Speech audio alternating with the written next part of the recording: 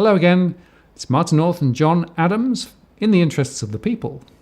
And today, John joins me to discuss a very important subject. Hello, John. Hello, sir. How are you going today? Pretty good. Yourself? Not too bad. Okay. Not too bad. So we have a very interesting topic to talk about today, and it's all about Postcode 2570, which is in southwest Sydney, which is in the Camden Oran Park area. So there was an article in the Sydney Morning Herald that came out a couple of days ago that really caught my attention. And I thought that, I've been scrambling around talking to various people, and we've been looking at your DFA data set about this postcode, because there was an article that suggests that there's been a massive spike in domestic violence in this postcode, particularly in the last 2 years. And when the Minister Prue Goward, who's the minister responsible for looking at the issue of domestic violence in New South Wales, when she went to the local police and asked why is this happening in this postcode, the answer from the police was it is about mortgage stress. So here we are. We've been, particularly in 2018, we talked a lot about the social consequences of bad economic policy, of when you blow up a massive debt bubble, a massive asset bubble. I mean, a lot of the conversation we had last year was talking about what happens when the bubble pops. And we talked a lot about suicide. There's empirical evidence to say that in financial crises, suicide skyrockets. But here is commentary and claims from the police saying that before the bubble pops, there is social horror happening in this particular postcode. And obviously I found that fascinating. So I decided to do a bit of digging around to figure out, how credible are the claims of the police and the minister on this particular point. So, John, I've always said that you have to get granular, you have to get really into the detail to understand what's going on, because all of the sort of high-level averaging that people talk about all the time misses the point, right? So this is a classic example where, as we delve into detail, we're going to find some quite shocking things. But I think it's also worth saying that this is just one example, just one postcode. Yes. We're not picking out this postcode particularly and saying it's ultra bad, right? This is indicative of what we're seeing also in a number of other places where indeed mortgage stresses are building. But we're going to use this one as a case study. But the other thing that I think is really important is so obviously on the DFA channel, you talk a lot about 1 million households in mortgage stress. And sometimes it sounds like that you're just talking about bland statistics, but behind the statistics there are real people, real consequences, real life, and according to what the police are saying, there is a very bad social phenomenon happening that is happening in this particular postcode. Yeah, and so what we're really saying is economics and politics and the decisions that are taken have real consequences for real people. Absolutely. And sometimes I get the feeling that people forget that. So there was an article in the Sydney Morning Herald. The title of the article was, "It's Got to Stop, Minister's Final Message for the Men of New South Wales." And we're just going to read a couple of opening paragraphs from the article. The article starts, quote, "When a middle-class, high-employment area such as Camden recorded an almost 50% spike in domestic violence in the 2 years to 2018, Prue Goward, who's the relevant minister, had to ask the question, I spoke to the Camden police. I said, what's this about? They said mortgage stress. It's what tips a bloke over the edge." So that's obviously the police saying that. And this is the minister saying, we have to get much better at understanding an offender instead of always focusing on the poor victim. Here is the police saying to the minister, we've seen a big spike in domestic violence in our local area, and the police say it is about mortgage stress. Given that I've been focusing about economics, the dangers of this debt bubble, the likely economic and social consequences that may come of it, when I just saw this article, it just popped off the page for me, and I think, wow, there is something to sort of dig into here.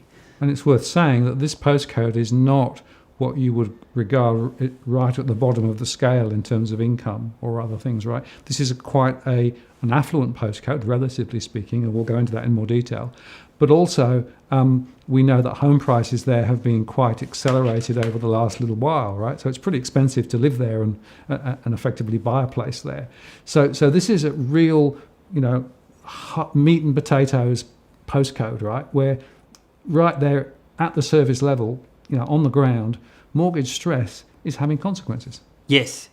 So having spoken to a couple of locals in this area, particularly who are dealing with women who are affected by domestic violence, I mean, one of the key points they said was that in the last 5 to 10 years, there has been a massive increase in development in terms of real estate development, houses, townhouses, etc. And you've seen a massive influx in this area of new people coming in. So I think the first point to make is that we're going to go through some of the crime statistics that I've been able to pull out from the New South Wales database, but it's not all of you've got an existing population that has just sort of changed its behaviour. So I think there's a combination of that, but also you're seeing a whole bunch of new entrants into this postcode who have moved in with all of these new developments, and people obviously with new developments have borrowed large sums of money to buy these new houses.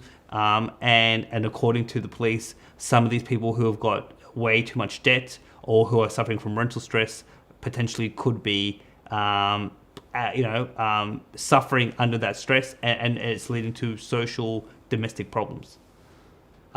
So obviously the first point to go here is that to go look at the claims about the increase in crime. So I went to the New South Wales Bureau of Crime Statistics and Research, and basically looked at their database for this postcode, looking over the last 6 years, and there's some very interesting things to talk about. So the first one is, and we'll put this on the screen, when we look at domestic assault statistics, the way the statistics are shown, you've got a count as to the number of assaults. You've got a rate of crime, the statistical rate, and then you've got the New South Wales rate. Well, from 2013 to 2018, the rate of domestic assaults in this postcode increased by 86.79%, whereas for across the state, the rate actually fell by effectively 0.7%. So crime actually fell in 6 years by a very small margin right across the state of New South Wales, but in this postcode, you had an almost 87% increase in the crime of domestic assaults. So the other category that could point to domestic violence is what the database calls intimidation, stalking, and harassment statistics. So again, I downloaded the data to look at what's happening in this postcode versus what's happening across the state.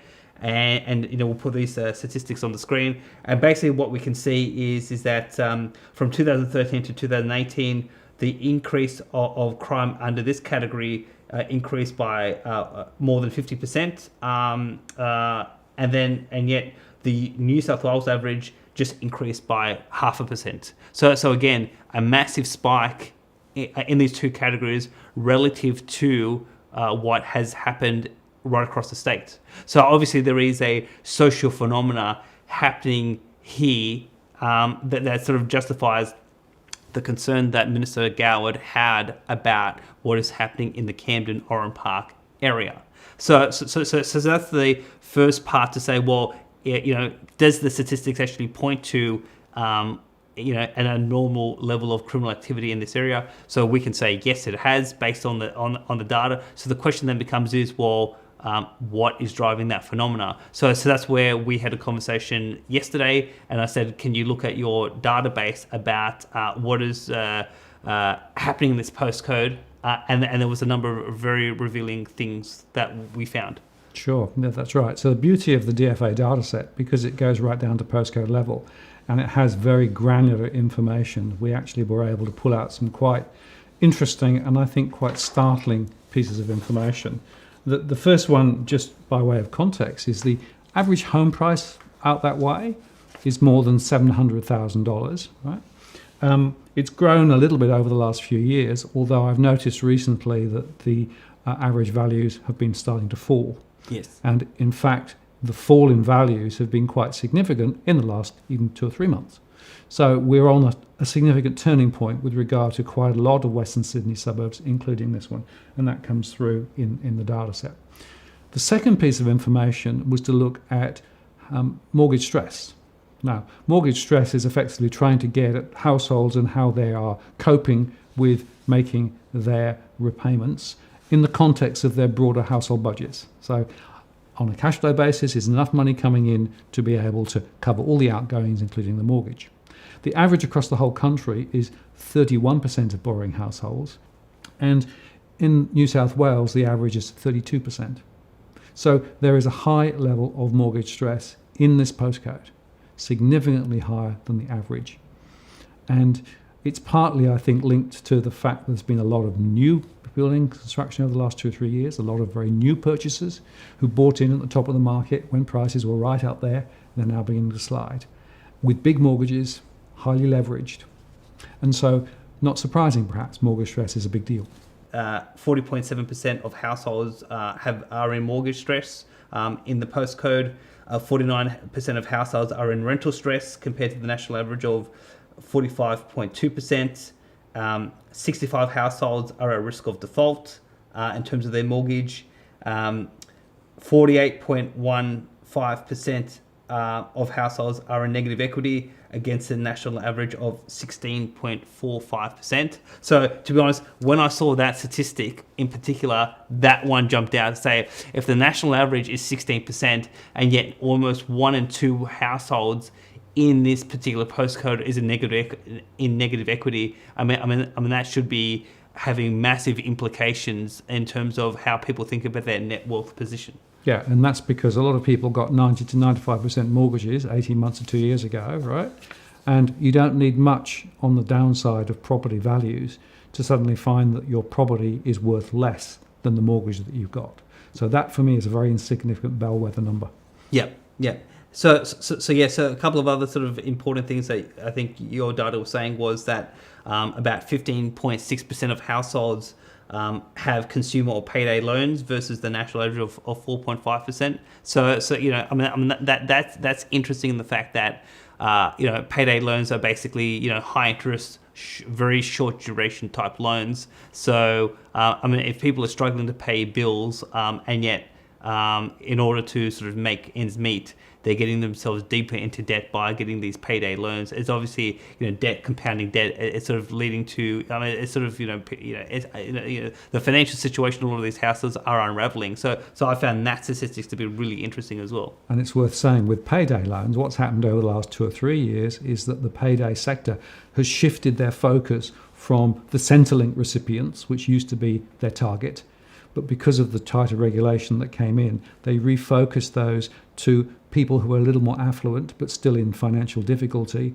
who were particularly more likely to be connected and online. So a lot of the payday loans that are now being offered are actually being offered online to people who are a little bit more affluent but still in significant difficulty, right? So again, not surprising perhaps, but it's another very important leading indicator of difficulty when people are effectively struggling to pay their bills. I look at a payday loan provider as a loan shark looking for a desperate person. And basically, the desperate person used to be poor people on welfare, and now the desperate people are middle class people who have got massive debts and are struggling on a cash flow basis. Yep, with a property. Yep. Although the thing is, with a property, although we are saying that in this postcode, nearly of those who are renting, nearly 50% of those who are renting are actually struggling to make ends meet as well. So it is a mortgage stress issue, but your data is also saying there is a massive rental stress issue as well. Yeah. And that makes sense given that rents in this postcode are substantially higher than the medium level of rent right across the state. Mm-hmm. And then obviously the last thing that came out, in terms of your data was that the level of financial education, in terms of do people use their household budget, the level of sophistication when it comes to household finances, you found that to be relatively low in this postcode compared to the state and national average. So perhaps you want to make a comment about how do you measure that in your data methodology? Sure. So we simply ask them, do they keep a budget? Right? Do they know what they're spending and what they're actually earning? And what that shows is that across the whole of the country, about half of households have no idea. They don't keep a budget, right? The other half do. But in this one, the number was even smaller. So effectively, the number of people who have a really good handle on their finances and know what the money is coming in and the money going out and have a budget for it is significantly lower in this postcode. And again, that's another, I think, warning sign. Yep. So obviously the police have made a claim.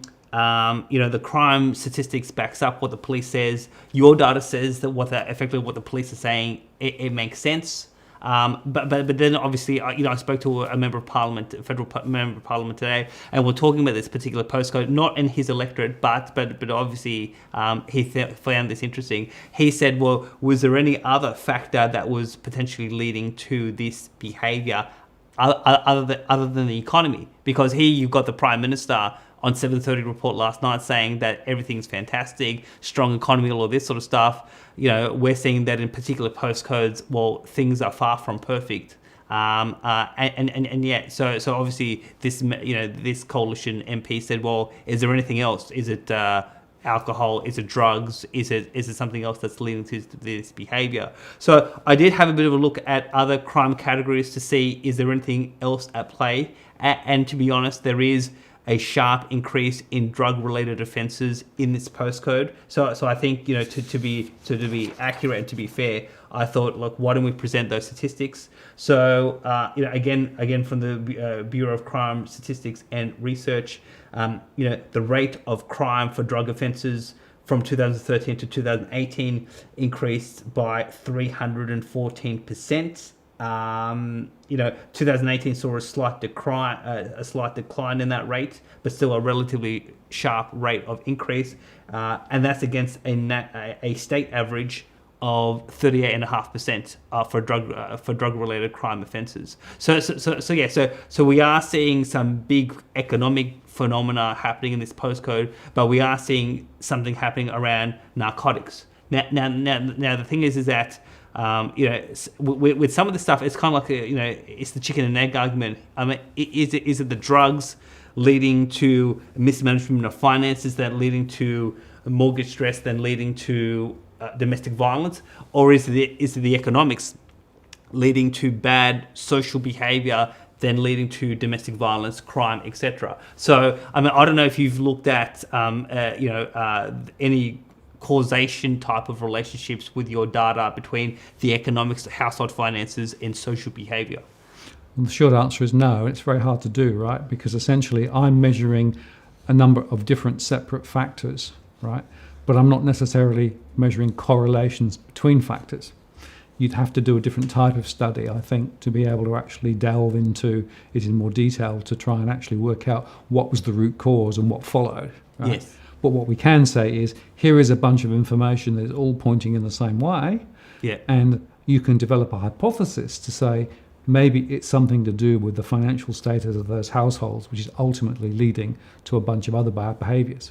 Yeah, exactly. So whether it's domestic violence, whether it's drugs, etc. But I think we're saying that our core hypothesis is very much what the police are saying, because you think that, because it's interesting, when I spoke to the service provider, one of the leading service providers in the area, they talk to the victims, and they have a perspective as to what the women are telling them as to what have they gone through. But who are the police talking to? The police are largely talking to the offenders. And so obviously, the police are pointing to the fact that they didn't tell the minister it was drugs. They said that no, it is the economics that are basically tipping certain men over the edge, and this is leading to a whole host of really bad social behaviours that are leading to criminal offences. So that's obviously an interesting point to make. But obviously, so a couple of points when I spoke to this leading service provider. So there is the Camden Wongadilly Domestic Violence Committee. So it's a sort of key committee in this local community. So I spoke to the chair of that committee, who gets basically a lot of the referrals from the police around domestic violence for this postcode, but also other postcodes in the southwest Sydney area.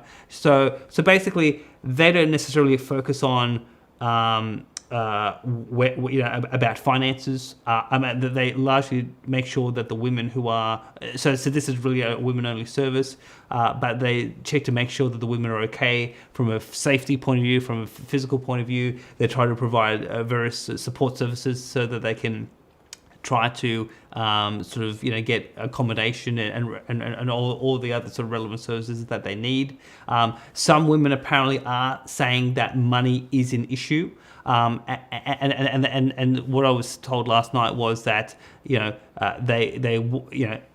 money is playing a factor in this, but they couldn't say that the women are saying that the primary cause is because of the finances.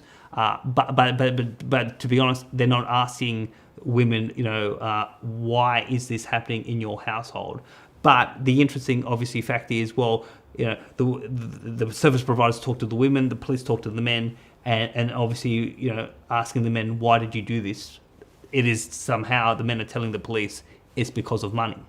So that's obviously, I think, how the police have come to this judgment that it is the economics that has led to this spike in sort of in terms of domestic violence.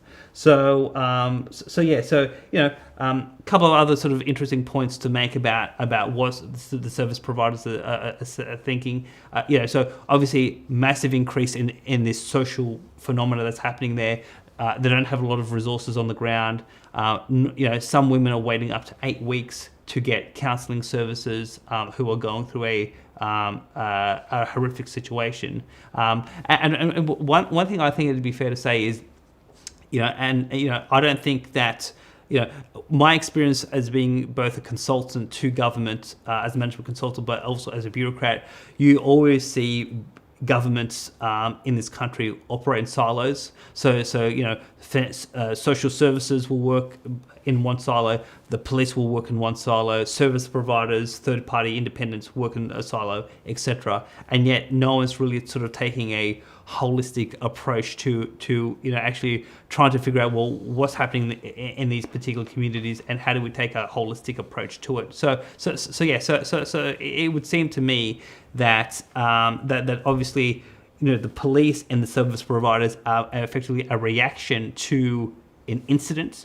And I don't really have a good handle as to what level of preventive action is being taken to try to resolve these issues. But I think your data are saying that that these things are likely to get worse, obviously, as asset prices fall in this postcode. So the economic what I would call economic horror is going to get worse. One can conclude potentially that the social consequences are going to get worse as well. So there's probably a need for a holistic thinking around how do you address these issues of mortgage stress in particular postcodes so that you don't see more victims coming through the pipeline. Yeah, so I absolutely agree with you. And what's really fascinating is that a lot of people still don't believe mortgage stress is real, right? It amazes me, and even on the mainstream media, people just say, I don't see any evidence of it, right? To which I reply, look harder, because the evidence is actually very clear to see. And I think this is a really good example of showing that on the ground, in real households, there are a lot of households who are really finding it very, very difficult at the moment. But the worrying thing for me is that as those home prices continue to slide, as the chances are we're going to see mortgage rates rising ahead, not least because of the out-of-cycle rates that the banks are still going to probably impose at some point because they're still losing margin. This is going to get worse and worse, right? And so you're right, we need a strategy around this, which has to be a combination of education. It has to be a strategy also about, financial management, all of those things.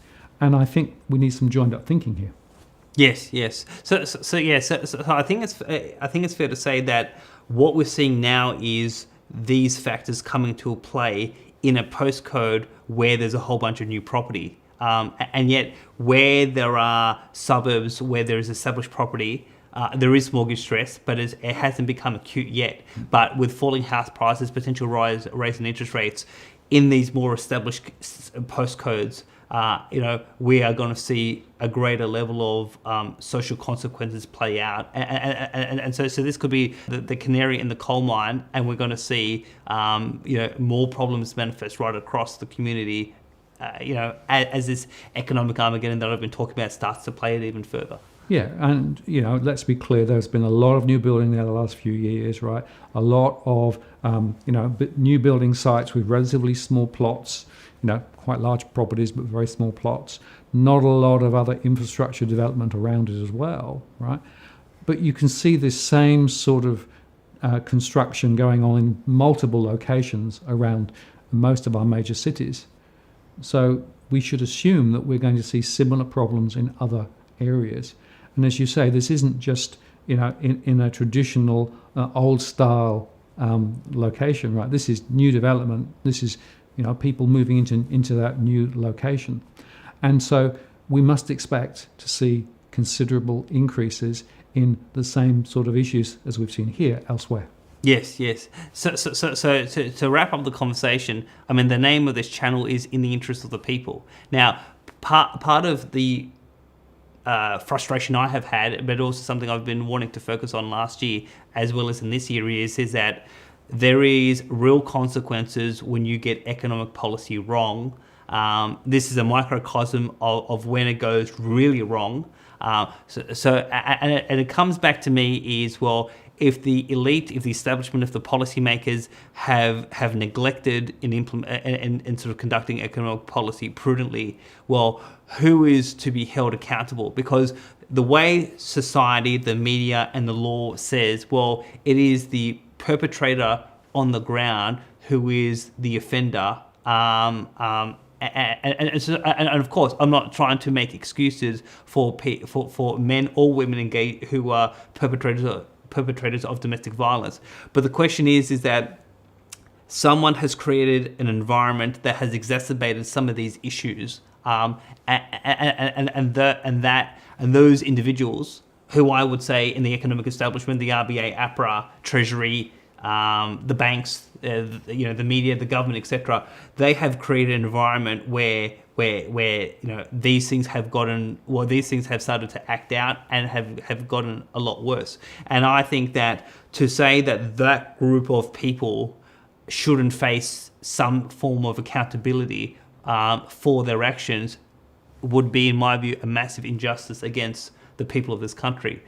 So the question then is, all of these people in the high castles who are making these big macro decisions, right? Do they ever stop to think about the implications for real people on the ground? I would suspect not. A lot of these people, RBA, Ivory Tower, thing is like, how many of these people have actually been to this postcode? I mean, like, you talk about the RBA governor. He's pretty, $1 million a year. He's got a fancy car. He's in the CBD, first class travel, all of that sort of stuff. Has he gone to the ground to look at, to meet people who have been victims of these decisions? I suspect not. So therefore, in the interest of the people, we need those in authority and with power to wake up and understand what they're doing. And the only people who will wake them up is the people themselves. Exactly. Which is why we're here. John, thank you very much. Thank you. So there you have it. Do check back next time for our next episode of In the Interest of the People. I'm Martin North, John Adams. See you next time.